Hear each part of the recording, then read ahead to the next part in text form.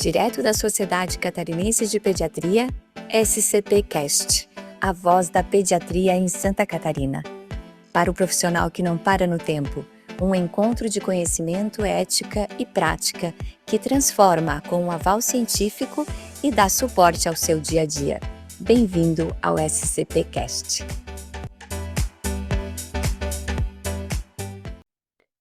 Olá, seja bem-vindo ao SCPcast, a voz da pediatria em Santa Catarina. Meu nome é Helena Maria Corrêa de Souza Vieira, sou pediatra, alergista e imunologista e presidente do Departamento Científico de Alergia e Imunologia na Sociedade Catarinense de Pediatria. E hoje vou abordar o tema atualização em rinite alérgica na infância. Estamos na semana da alergia e por isso é tão importante abordar esse tema tão incidente na pediatria como um todo, já que a maioria dos especialistas em outras áreas também atuam na criança com rinite.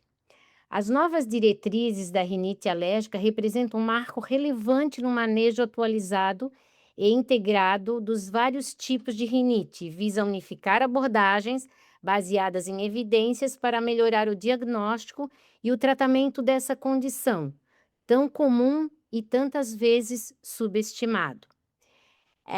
Como definição, a rinite é uma inflamação da mucosa nasal, caracterizada, então, pela presença de prurido, espirros, obstrução nasal e rinorreia. E ela pode ser classificada em 3 tipos, né, nessa última classificação.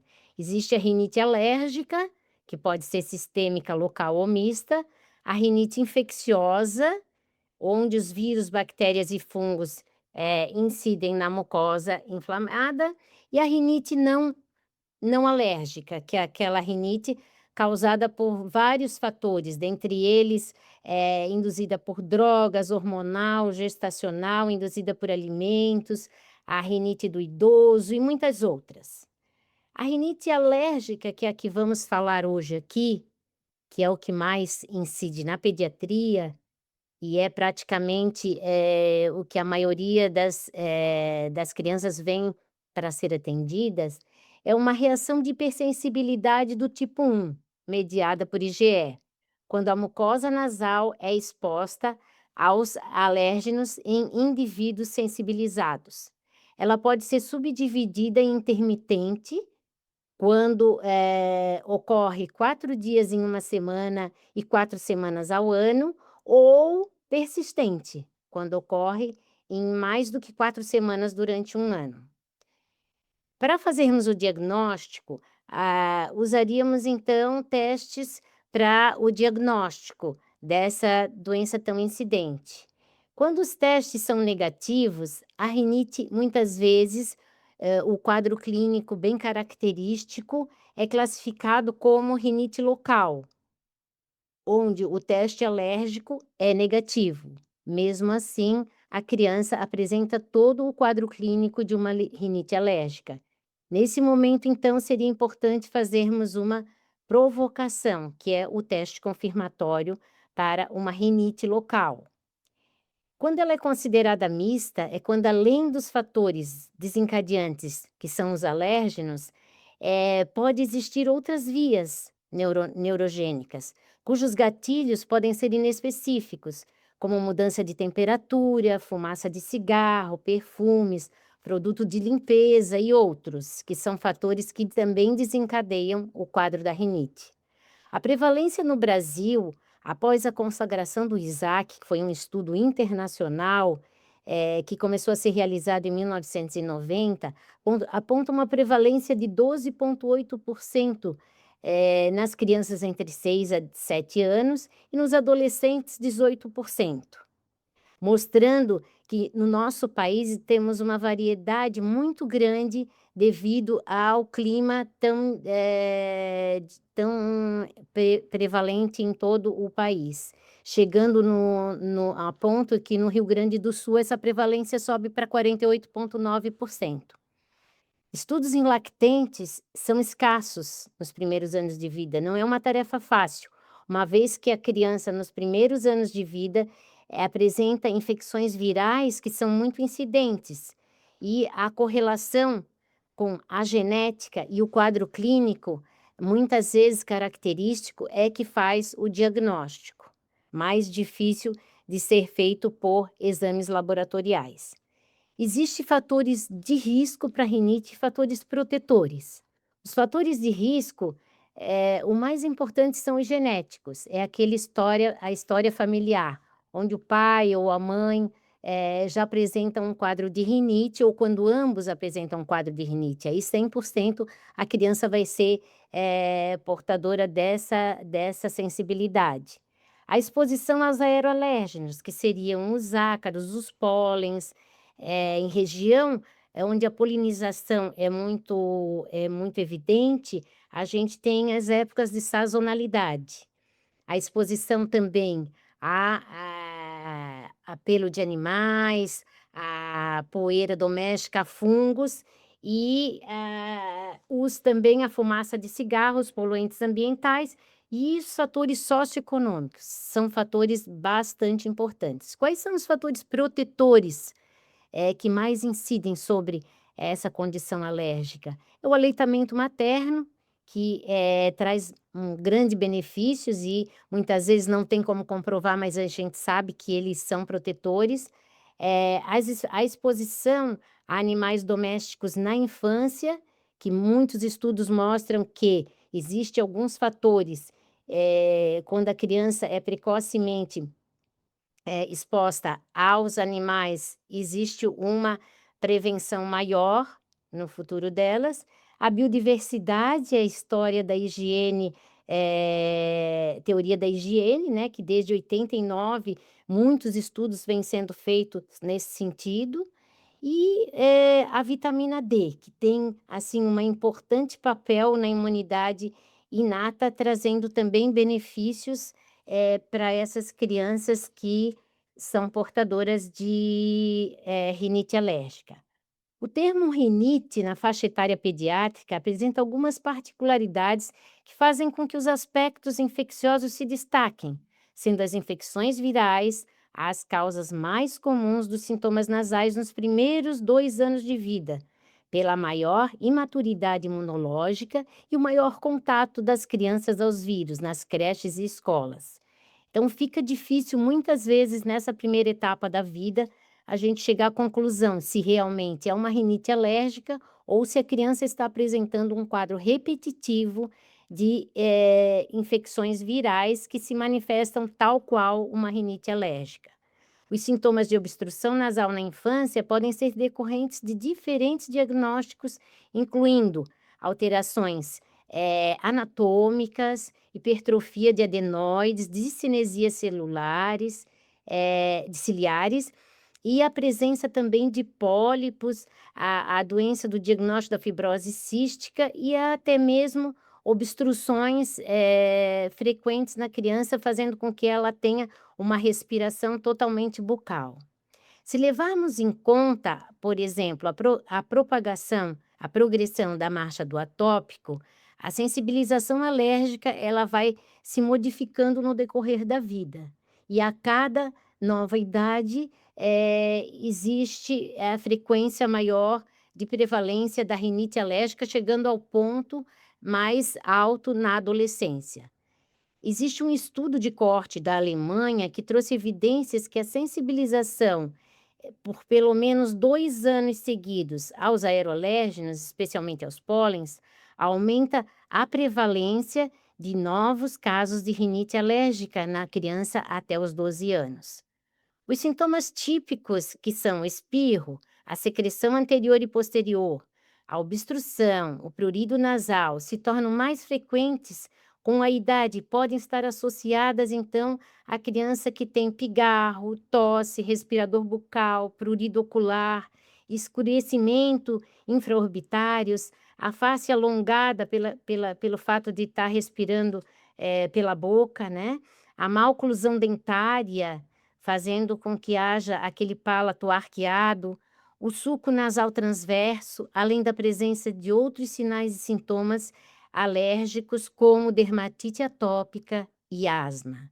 Todo esse quadro é muito importante, diante do diagnóstico, porque é através dessa anamnese, dessa conduta que nós vamos chegar ao diagnóstico realmente de uma rinite.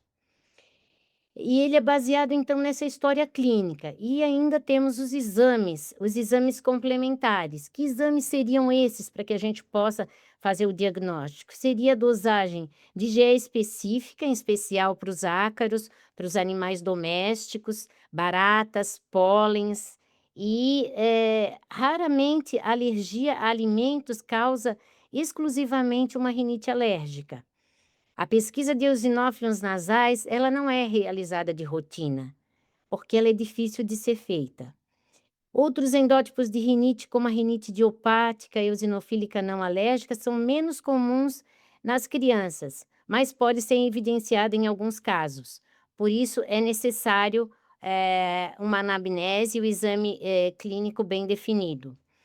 Alguns autores associam alterações, ambientais, como temperatura, umidade, maior exposição a aos poluentes, como também a gente já comentou, fatores de risco. Todos esses sintomas podem ser valorizados na criança e muitas vezes acarretam alterações no sono, apneia do sono, fadiga, irritabilidade pela manhã, reduzindo o desempenho escolar, interferindo muito na qualidade de vida da criança que tem o diagnóstico de rinite alérgica, bem como toda a família envolvida, já que muitas vezes todos vão ter dificuldade de dormir na casa de uma criança que é portadora de uma rinite alérgica com sintomas noturnos. O tratamento antes de 2 anos praticamente é limitado ao uso dos antistamínicos, os antistamínicos de segunda geração, que são liberados nessa faixa etária. Nos pré-escolares, já pode ser utilizado o uso dos corticoides nasais, que são bem importantes. Existe também a combinação de corticoide nasal com antistamínico tópico, que seria a condição mais utilizada e atualmente com uma boa resposta a todas essas crianças que são portadoras. Esses corticoides intranasais, eles, como furato de mometasona, triancinolona, a fluticasona, podem ser usados nessa faixa etária e os riscos de absorção e interferência no crescimento e em todo a criança como um todo, é diferente de utilizar corticoides sistêmicos, que são totalmente proscritos para uma criança com rinite alérgica. Muitas vezes é necessário o uso de antibióticos sistêmicos quando existe comorbidades associadas a essa rinite. Que seriam essas comorbidades? As mais comuns são as rinossinusites, que muitas vezes são, associadas a alguma infecção bacteriana secundária, e também outras comorbidades como asma, a hipertrofia de adenoides e outros devem ser tratados para a criança possa ter uma melhoria da sua rinite alérgica. E alguns casos, como a resposta é muito insatisfatória a todos esses tratamentos, tem criança que fica a vida toda usando corticoide tópico, cuidando do ambiente, que é extremamente importante, aqueles cuidados que a gente sabe que tem que existir sempre com os aeroalérgenos na casa, com o ambiente que a criança vive. Então é indicado a imunoterapia com alérgeno específico, que, fazendo o teste cutâneo de hipersensibilidade imediata, vamos esclarecer quais são os aeroalérgenos mais envolvidos para que a gente possa então instituir, a imunoterapia. O que que seria a imunoterapia? Ela pode ser subcutânea e sublingual. O uso dela é muito importante porque a longo prazo, é ela que dá uma melhoria a essa criança, muitas vezes de forma definitiva. São doses fracionadas do aeroalérgenos que são, colocadas para a criança tanto por via subcutânea como por via sublingual, num período longo e que vai dar futuramente uma melhoria nessa criança como um todo. Outro aspecto muito importante é a questão da adesão ao tratamento. A adesão ao tratamento é muito importante, porque essa criança sendo, tratada de forma constante, ela pode, melhorar a sua qualidade de vida e, consequentemente, ter uma boa resposta ao tratamento. E para que a gente possa melhorar a adesão, são descritos 4 pontos considerados de particular importância. Primeiro é melhorar o conhecimento do paciente e da família sobre o tratamento e sobre a sua doença. Fortalecer a parceria entre o médico e o paciente e fornecer dados confiáveis de estudos de vida real, de estudos multicêntricos, para que a pessoa consiga entender o porquê, do tratamento que vai beneficiá-la no futuro. E a padronização também dos métodos e das medicações que vão ser instituídas. Então, esse consenso atualizado de 2024, ele especialmente vem nos trazer esses avanços que a gente pode ter, fundamentalmente levando em conta a anamnese, né, a suspeita diagnóstica, e levar em conta que esse paciente ele tem que ter uma avaliação proativa e individualizada, combinando o diagnóstico etiológico com a terapia para cada caso isoladamente, reconhecendo sempre que as comorbidades devem ser tratadas, porque se não houver um tratamento, do ponto de vista dessas comorbidades, a criança não vai ter uma boa melhoria, né. Um aspecto, uma abordagem completa sobre a sua doença, a importância de aprender como controlar o ambiente, fazer o melhor uso dos medicamentos com relação às técnicas e ao tempo de uso correto, aumentará a sua adesão, garantindo assim melhores resultados e trazendo uma qualidade melhor de vida para todas essas crianças portadoras de rinite alérgica.